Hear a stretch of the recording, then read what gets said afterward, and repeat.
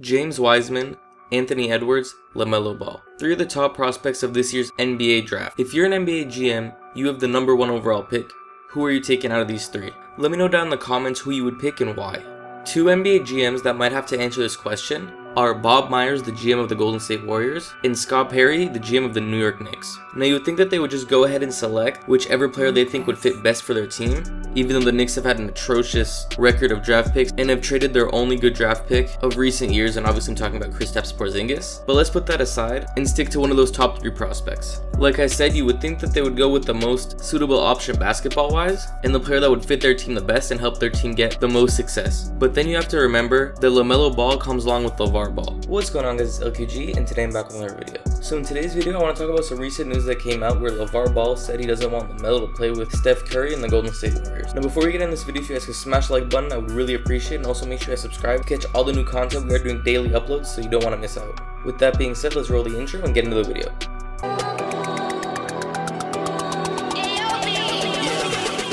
Alright, bottles on me, long as someone drink it, never drop the ball, fuck it y'all thinking, making sure the young money ship is never sinking, about to set it up. This year's draft class isn't going to be as flashy as the past few years.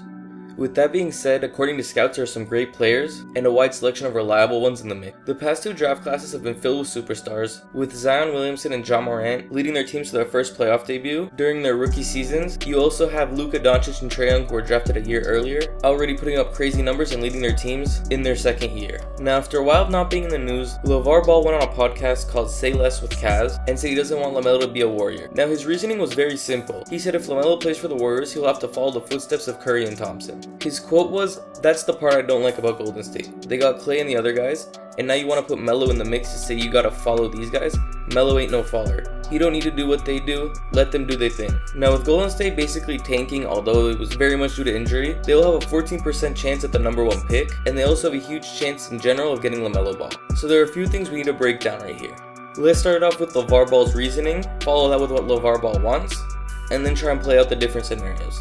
So if we go ahead and look at the Warriors roster for next year, you can see that obviously they have Curry and Thompson, Wiggins and Draymond Green, and then a bunch of options to fill out the starting set. Now the reason LaVar Ball doesn't want LaMelo to play with the Warriors is he thinks he won't get enough opportunity, enough touches, and won't be able to shine during the first years with Curry and Thompson leading the team. Now to me this is very weird just because Curry and Thompson are both non-ball dominant players. They would both be fine with just running around screens, and even though they are capable of getting their own shot and making a play with the ball, they're just as fine playing off the ball. And that is one of the main reasons that Golden State's offense was so lethal with Kevin Durant. However, with the mix of Andrew Wiggins, if the Warriors were to draft LaMelo, I could definitely see them packaging up Andrew Wiggins, maybe a future draft pick, and some other assets to try to get a better center. Or even try to get rid of his contract and sign a center in free agency. If we go ahead and look at the future free agents for the 2020 offseason, whenever it's going to be, starting it off at power forward, you can see that Anthony Davis is a free agent. And although I definitely see him re-signing in LA, that could definitely be an option that he would be willing to look at. And then looking at centers, if the Warriors could possibly get Andre Drummond on a low contract, that would be great for them as he's a great rebounder and an inside presence, which is what they're looking for.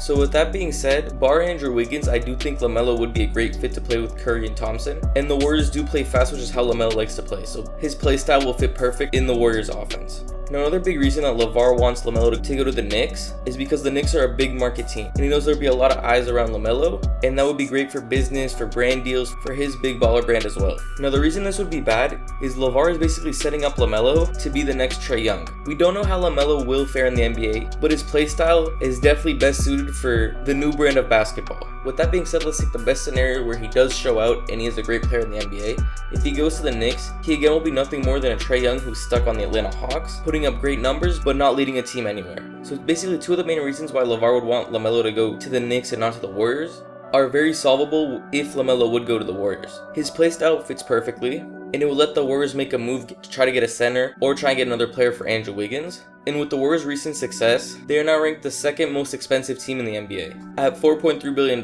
which is just behind the Lakers at $4.4 billion. So money-wise, they are still ranked higher than the Knicks, who come in at $3.6 billion. Now LaMelo's numbers will definitely be a bit lower playing with the Warriors than if he were to play with, say, a Knicks or a team like that, but the team success, there's no question that the Warriors would be the best fit for him. With that being said, if we take a look at the Warriors' ages, Steph Curry is 32 and Klay Thompson is 30.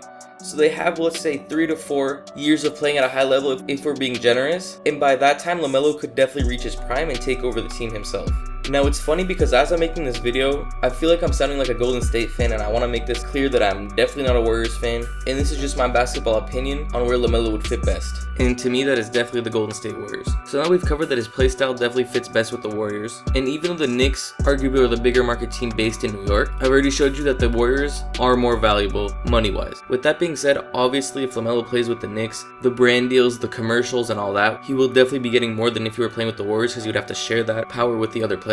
But at the end of the day, it's about winning. And any NBA player who values the money and the fame over winning ends up like Carmelo Anthony, who has publicly stated that he regrets signing a long-term deal just to make sure he gets the money, instead of trying to get that championship. Also, with the contracts of NBA players these days, and LaMelo already being financially set up for life, there's definitely no reason for him to chase more money and more fame over trying to win championships and having the best legacy he can. And there's definitely a good chance that the Warriors would select LaMelo Ball, having the chance. They've already met with him on Zoom and discussed the possibility. So we took a look at the first part of the quote. Now the second part of the quote is as following. "There's a reason you are looking at my son. He's talented and can play the game. It ain't that hard.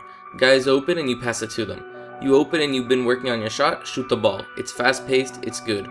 But don't be like Melo got to his turn and wait for 2 or 3 years to go by and learn from the veterans. Ain't about that. Can you play or not? And when you special, how do you coach somebody special?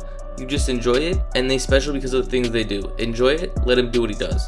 LaMelo Ball has the potential to be an elite playmaker in the NBA, and he's shown the ability to play against men after spending his last season in the Australian leagues. He has great ball handling skills and a high basketball IQ, which is not surprising playing with Lonzo Ball his entire life. LaMelo averaged over 7 assists in the Australian league last year, and is definitely something he can recreate in the NBA, where the players he would be passing to would be much better. LaMelo does need the ball in his hands to maximize his skill set, but playing along Curry and Thompson, that would be fine, as you saw how they mix with Kevin Durant. Now another thing that no one talks about is how rare of a player LaMelo Ball is. Depending on where you look, he's listed at 6'7", 6'8", and either a point guard or shooting guard, but will go off point guard. Taking a 6'8" point guard, he's basically Ben Simmons with the ability to create his own shot, shoot from deep, and he won't be a liability late in games. Now to me, LaMelo's options are basically trying to fit in with the Warriors, or going to the Knicks, the Cavs, or say a Hornets, where he can be the ball dominant playmaker that each of those teams needs. However, going to those 3 teams that I mentioned besides the Warriors means almost a guaranteed losing career. And again, that's obviously depending on what LaMelo wants and what the NBA GMs think as well. So now we've covered what LaVar Ball wants, LaMelo's options, and the different scenarios he could end up in. All we can basically do is wait and see. Now luckily for us, none of us have to make the decision. We just have to wait and watch it unfold. Now that we've covered what's best for LaMelo and what LaVar wants, we have to talk about the Warriors. At the end of the day, they're going to do what's best for their team, and not what's going to be best for LaMelo's career or what LaVar Ball wants. With that being said, after the entire video where I've been saying that I think that LaMelo would be a great fit for the Warriors, in my opinion, they would definitely be best suited to go for James Wiseman, as he'd be the center that they'd be missing, and that would leave them with the crazy starting 5. Another thing they could do is try to trade Andrew Wiggins and their draft pick for another star, but that'll also depend on where their pick lands after the draft lottery. If I'm the Knicks, I might as well just go for LaMelo Ball. You know he's going to fill up the seats like LaVar said, and that's basically all the Knicks can do right now, is they're no way title contenders, and they won't be after 1 year. Especially with the way they messed up free agency last year, where they could have ended up with both Durant and Kyrie, but being dumb let them go to the Nets. And obviously not winning a championship since the 70s. As of right now, no one's taking them serious if they were ever to say they were trying to build a title contending team. And with the way Durant and Irving were treated last season, like I stated, I don't see many free agents going there that aren't just interested in the money like say Carmelo was back in the day. Now this would also have to do a lot with who would get what pick and the order that the picks would be in. Say if the Knicks got the #1 pick, they could obviously go for Wiseman still. If the Warriors got the #1 pick, I'm assuming they would go for Wiseman. But we'll have to wait and see what team gets what pick. And obviously closer to the NBA draft, I will be releasing a draft predictions video, but that is still a long time away. For now, we can just speculate and talk about the news that comes out. So that's where I'm going to end off the video, guys. I want you to let me know down in the comments a couple things. Number 1, what you think about LaVar Ball's statements. Number 2, where you think LaMelo would be best suited to play in the NBA and why. And the last thing is, what would you do if you were the Golden State Warriors? We're not going to talk about the Knicks just because they're not going to be able to change their team around with 1 draft pick. However, the Warriors, with their players coming back from injuries and with the top 5 draft pick, they can definitely be back to their title contending ways. So let me know those 3 things down in the comments. Like I said at the beginning, make sure you guys smash the like button if you haven't already. I would really appreciate it. And also make sure you guys do subscribe to catch all the new uploads. We are doing daily uploads, so you don't want to miss out. And thank you guys so much for watching. Have a great day.